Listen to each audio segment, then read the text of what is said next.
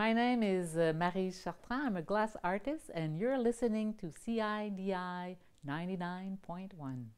Well, I guess deep down, I always was an artist, but probably I was afraid to be a full-fledged artist. So I did a career in advertising in the creative department, working with creativity, but it was a lot less scarier than expressing myself just for myself. I was expressing messages and stories of different product and people, and it was very stimulating. You work with a lot of people, and you do print advertising, you do TV advertising, radio advertising, and so I did that for about 20 years, and I had 3 kids. And then I was sort of fed up, so my husband too. So we decided to do a trip around the world. And so we brought the 3 kids with us, and we left for a full year trip around the world. And when we came back, we didn't want to go back. He was also working in advertising, and we didn't want to go back in that field because it's so crazy. And so we tried to do a documentary about our trip around the world, and we tried to sell that, and it wasn't that much of an interest from the different TV station. And unfortunately, my husband did a major depression in English. And a year and 4 months after we came back, he committed suicide. And I had we had just sold the idea of a mini-series about our trip around the world. Obviously, with Samuel dead, I couldn't do that anymore. I'd felt very wrong. So I said, but there's a film I must do. It's the one trying to understand what happened to him. How come he committed suicide? He was a very loved man, and he loved his kids, and he loved me, and yet he did that. So I did the film, and the film was very well received, and it helped me to get some answers. For me, it was, I think that the question which was the most poignant is that I know that Samuel, the people he loved the most in his life were his 3 kids, and he ended up being the one hurting them the most. So how can you go there when I'm sure that was the most important thing for him, his 3 kids, and he was a very good father. So then you learn that it's a sickness. He wasn't himself. He was sick. He was in depression. So I did a movie. I did a lot of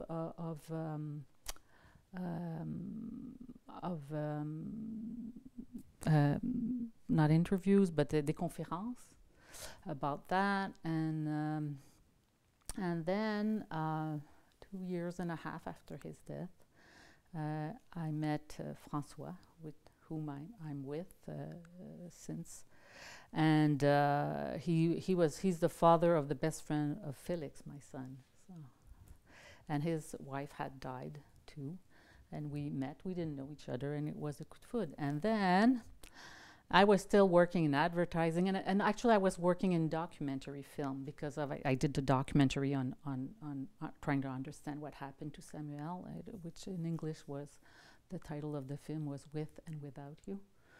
And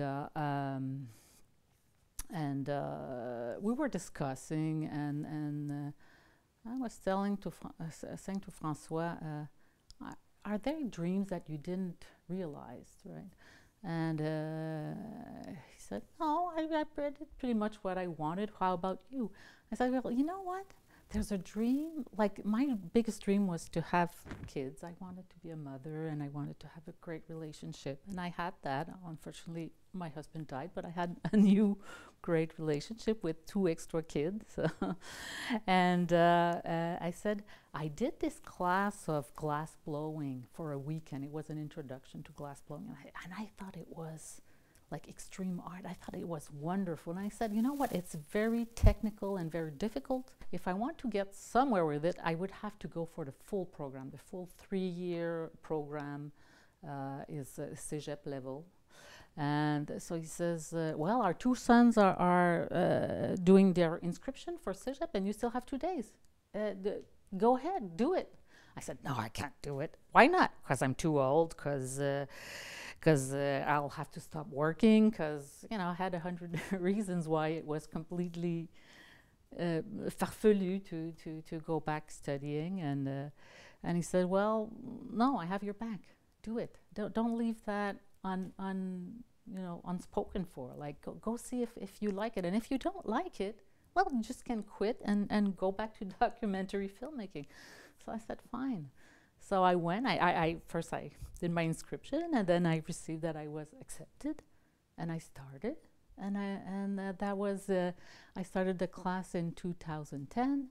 I graduated in 2013, and I've been a glass artist ever since. And it's for me, being an artist like that is such a gift. I never really dreamt about it. It sort of came to me, like talking about this dream, going into and the 3-year study to become a glass artist was very difficult for me because I wasn't very manual, and it's a manual technique. So it was very challenging for me. And in my head, I quit like 1,000 times, but every morning when I woke up, I would ask myself, do you really want to quit? And then I said, no, I don't. And I kept on going and going. And when I graduated, I had a first series that already became very popular in galleries and everything. And so it just, it feels for me that I'm following a path that's there that I don't see, but I'm just, okay, it's left, okay, right, and it's like evolving, and I'm just answering to what's sort of evolving. Well, as a glass artist, when I started the class, I wanted, like, I had always worked with my head, with my mind, with strategic thinking and creativity and words. I was a copywriter, and I wanted to get out of my head and be in my hands. So that's why I started the glass class.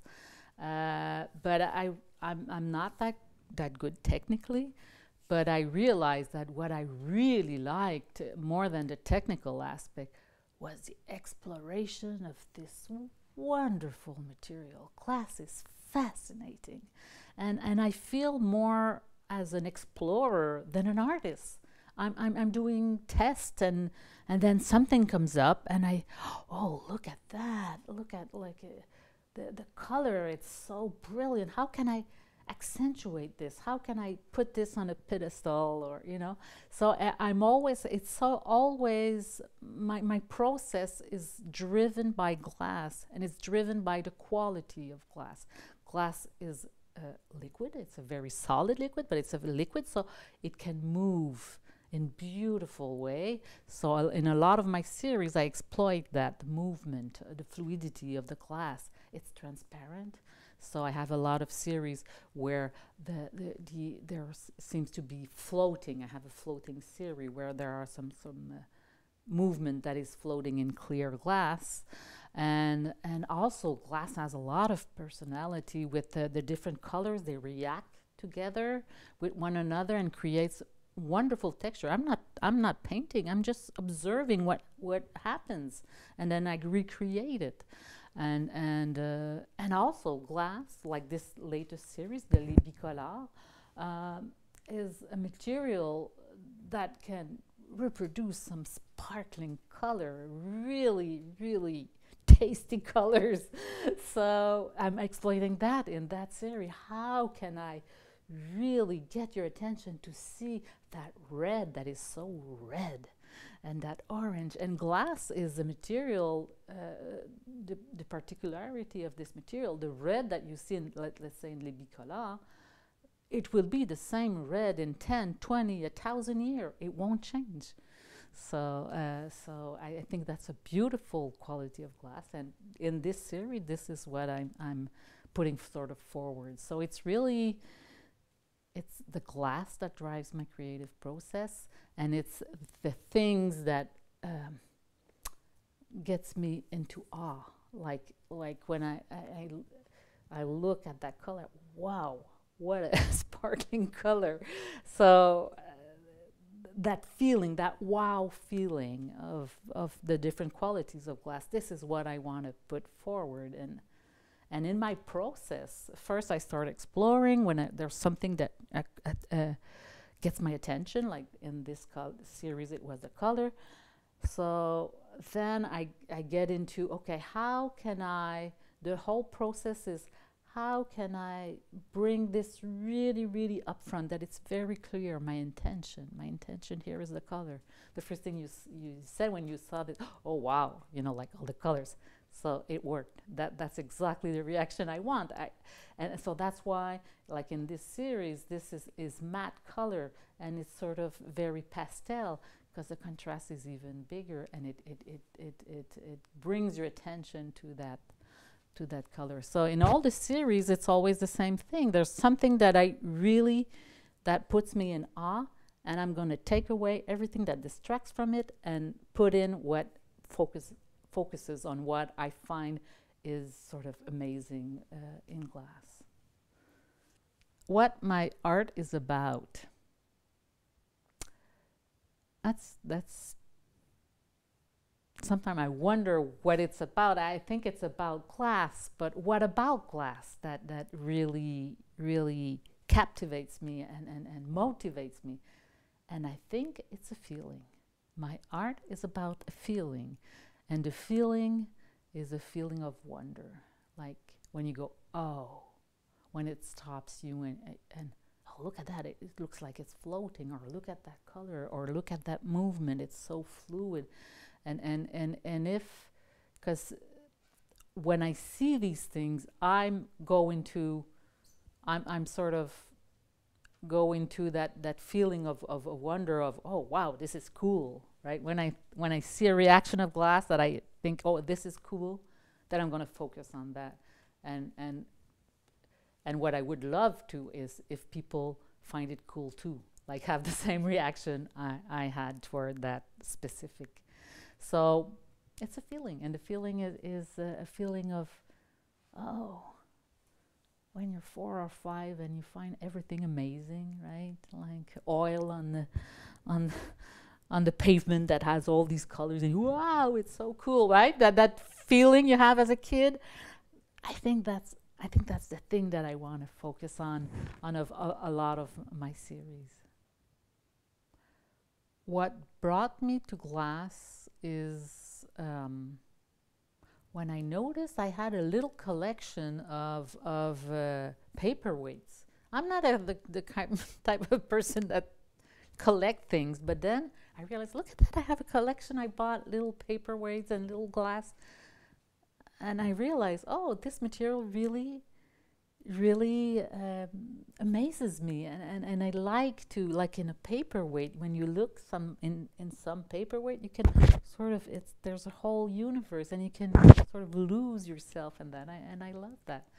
And then I noticed that there was this weekend introductory class to glass blowing, and I just said, oh, let's do this. And I got hooked when I did that weekend, the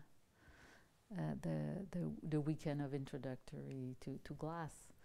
So I guess the material already had something, the capability to put me in a sense of wonder. So that's what really got me into glass. You know what? I love mistakes, And it's even like when I blow glass, I blow with other people that are very good glass blower, because I'm not a good glass blower, so I'm sort of the helper and they're the master. And whenever they goof up, I said, "This is great, this is great," because there's always a mistake is a possibility.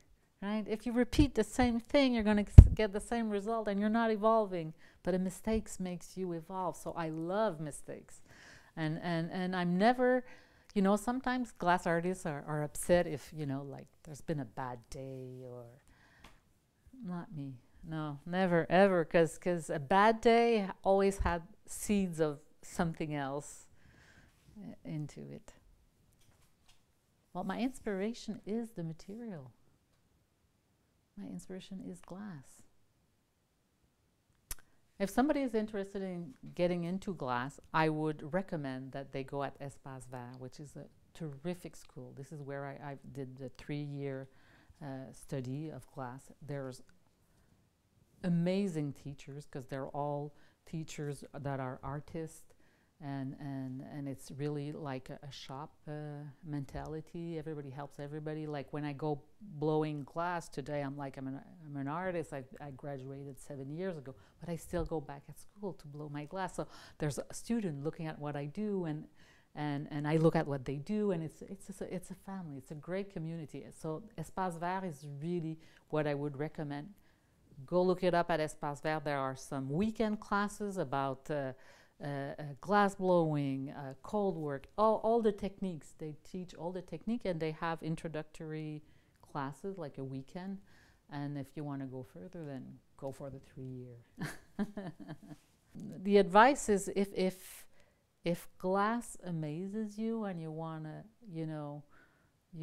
look into it, it doesn't matter if you're good technically or if you're creative or if there's room for everybody. There are people in glass that are very technical and not creative at all, and there are at the end of the other end of the spectrum people that are not technical at all, but are very creative. And there's hot glass, cold glass. There's so many techniques that you will find something that will speak to you.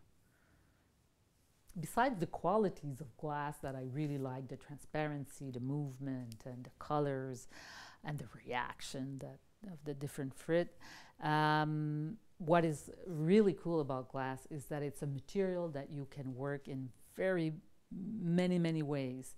There's what we call, there's 3 main ways, which is there's cold work, what we call warm work, and hot shop. The hot shop is the glass blowing, so with a blow pipe, and you blow a bubble, or you can create work and do some sculpture as well, but it's all with melted glass. You're working with like liquid glass, which is like honey texture a little bit. So that's the hot shop.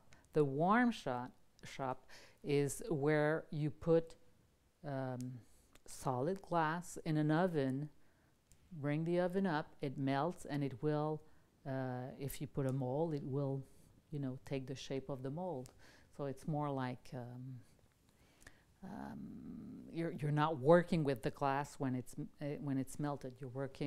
You create a mold, and then you put glass into it, close the oven, bring it up, cool it, and then you have a sculpture. And the cold work is everything you do afterwards with either the sculpture or what you have blown. I have here in Sutton a cold shop, because I do a lot of cold work on a lot of my pieces. And cold work is very time consuming. So for me, it's better to have a cold shop. And so cold is what you can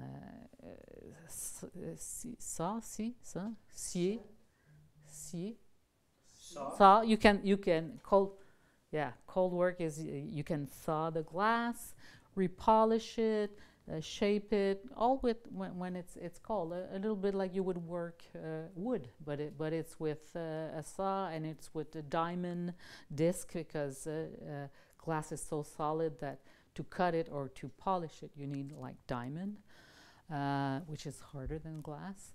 And then you can repolish it until it's completely transparent again. So it's a whole different aspect. So it's really a material that you can work in many, many ways, which gives like room for everybody. Well, actually, when COVID, when we were all cooped up and nothing was open, I actually stopped. I didn't do any glass. I stopped everything. But I had one of my best friend, which was she was dying.